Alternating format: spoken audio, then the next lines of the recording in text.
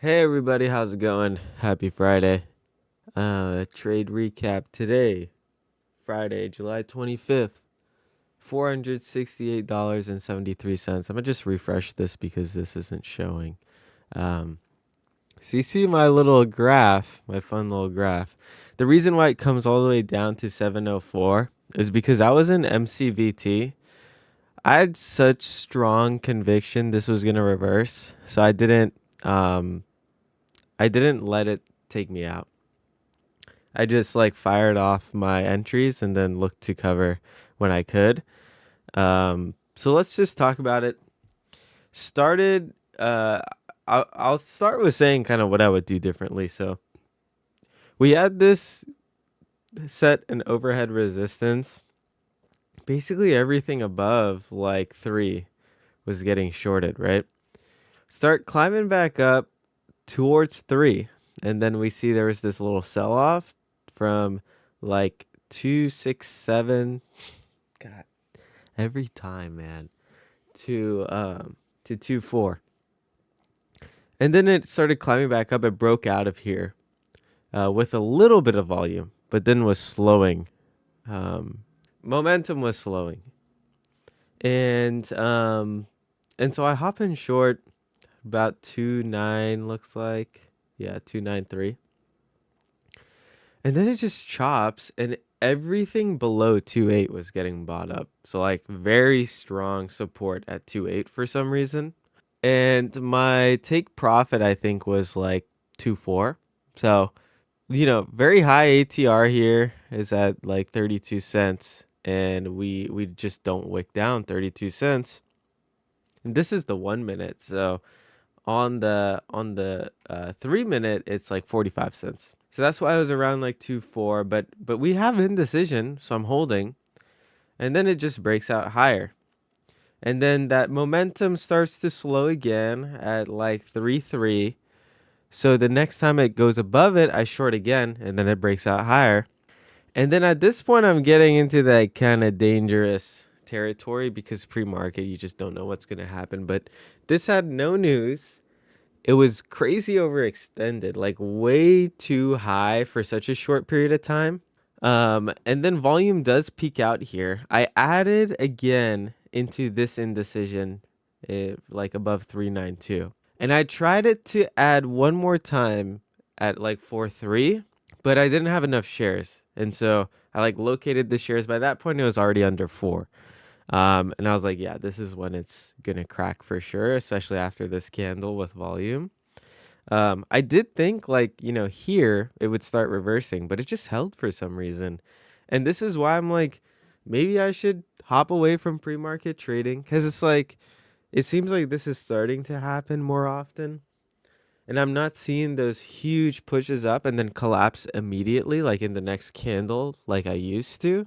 So I'm like, maybe I need to stay away. But I do think that I should have just taken the first entry closer to the top. Like once I saw this sort of top get blown off, and then we had that shorting in the 3/8, taking the short here is fine, and trying to add here is fine. And then that would have played out really well. But I ended up getting out because I was seeing that same price action that we saw here. So I thought this was going to break out again. And I think it was completely fine to get out of this at this point. So ideally, wish I would have held. This shit would have paid if I held, but I didn't like it. And this is what happens when I like discretionary, right? The reason why I didn't exit my orders and get stopped out is because I had such a strong feeling it was gonna reverse. Since it was up for no reason, really. There wasn't any news on it. Maybe there was some news earlier this month, or it came out later. I don't remember. But at the time of this pop happening, there wasn't any news. So, took a $280 loss on this with a pretty nasty drawdown, which explains why this was a minus 704 at one point. So close that here. Then after that, I just won every trade. Um, but I did move some profit targets. So let's talk about it. So ICCM, I just wasn't loving how it was getting bought up above 1.4. So I was a little bit chicken on this one, um, in not holding. But I definitely should have held this because the price action wasn't good. I'll be right back. Yeah, I just should have held this, honestly. It wasn't showing super bullish price action. It was struggling to push higher. I got it at around 1.5. I think it was 1.49, 1.48. I was hoping to get it to 5. So like rush the entry by 1-2 cents, which really doesn't matter in the grand scheme of things. But maybe like psychologically, I would have been more inclined to hold um, with a better average cost. So yeah, this one just clean, $180. LNZA, another one that I sold early. So it did wick down a little bit lower and definitely could have held until that point. This is some really funky price action holding here. But this one had a wider spread, so I was a little bit nervous it would keep squeezing up. But it was overextended and very volatile, and the bid was light, so it was just dropping down quickly. Um, so I took the short. It started showing as overextended in 0.67. I was waiting to see when it would struggle to push higher. Saw it at 6.9, and then took the short at 6.8. So it wicked down, didn't hit my profit target, came up a little bit. I was getting a little nervous, but then it went lower, and then I just got out of the whole position a bit early. I could have squeezed out a little bit more if I held maybe like 1 or 2 cents. So yeah, this one closed for a $110 win. Then we have SOWG, and this one actually wasn't like a what's it called? It wasn't like I moved my profit target down. What happened was I entered again before I got stopped out. So this is what I was talking about in some earlier videos is if overextension is still showing, I'm just fine rushing in and getting in again. So I saw that it was getting shorted in the 1/8. I hopped in short when I saw the slowing momentum again. It ended up breaking out of that. And then basically 195 and higher we're getting shorted. So I shorted again there. And then I moved both of my profit targets up a little bit, which was a huge mistake because this candle right here, it just dumps. And then you'll see I actually traded it again. Um, so yeah, I didn't need to do that. But I figured this is like the profit I would take if I was short again here. This is like a little bit deeper than what I would have typically taken. And then, yeah, so I had a better average cost and I just moved my orders up slightly.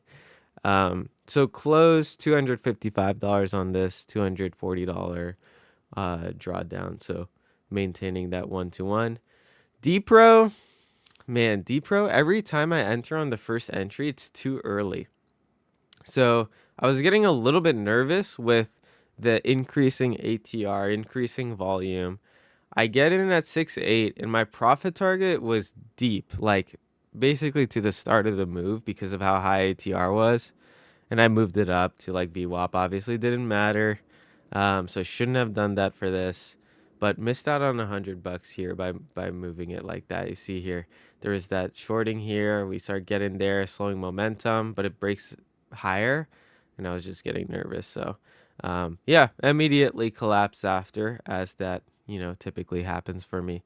And then SOWG, this is like the problem with like when you start stacking trades and those trades kind of tell a story. I like today when I was shorting close to previous resistance, it was breaking out higher, like pretty consistently. And so when I was short here, I was worried it was going to break out higher.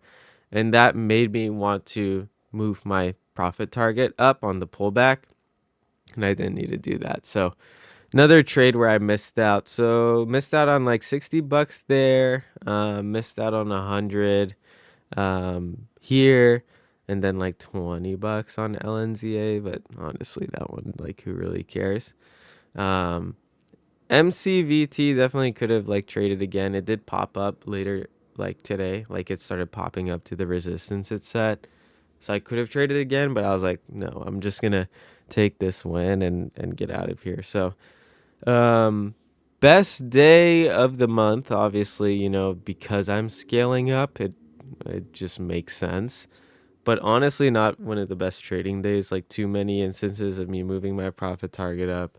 Um, and yeah, honestly, like the way I played MCVT was a little sloppy. Like I think I was just itching to hop in a trade, and that's why I'm like trying to get away from that. Because if I wake up at 5 a.m., I want there to be a reason why I wake up. And so a lot of times I'm taking as my first trade less than ideal entries. And I just feel like that's more of a recent thing.